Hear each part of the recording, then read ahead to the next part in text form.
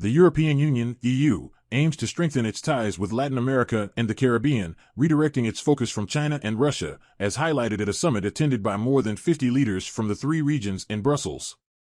European Commission President Ursula von der Leyen emphasized the increasing need for collaboration between Europe, Latin America, and the Caribbean, given the challenges posed by the COVID-19 pandemic, the conflict in Ukraine, and China's assertiveness on the global stage.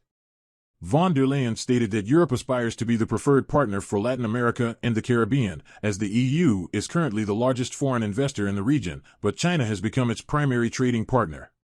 As part of the EU's Global Gateway Scheme, designed to rival China's Belt and Road Initiative, the EU plans to invest €45 billion in Latin America and the Caribbean. The EU and the Community of Latin American and Caribbean States (CELAC) summit marks the first gathering in 8 years and provides an opportunity to revitalize a relationship that many believe the EU had neglected.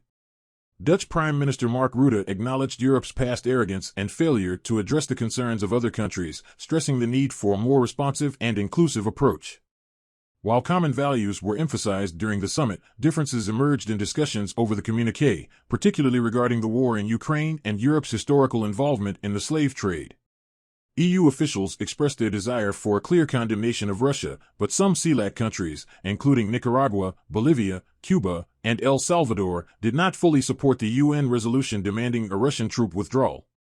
Brazilian President Luiz Inácio Lula da Silva highlighted the impact of the war in Ukraine on diverting resources from other essential priorities and making climate change mitigation more challenging. Ralph Gonsalves, the Prime Minister of St. Vincent and the Grenadines, called for recognition of the historical legacies of native genocide and African enslavement, emphasizing the need for reparatory justice. However, certain European governments showed caution toward proposed language on reparations during the summit. On the economic front, the EU seeks to establish new energy partnerships after severing ties with Russia and reduce reliance on China for minerals needed for electric vehicles and the transition to a low-carbon economy. CELAC partners, while welcoming EU investment, are primarily interested in the economic benefits of processing and producing lithium batteries or electric vehicles, rather than simply exporting raw minerals. The EU is moving forward with a trade agreement with Chile, the world's largest copper producer and second-largest lithium producer, with expectations that it could take effect next year. Efforts are also underway to finalize trade deals with Mexico and the Mercosur bloc, Argentina, Brazil, Paraguay, Uruguay, although breakthroughs during the summit are not anticipated. I would appreciate it if you would subscribe.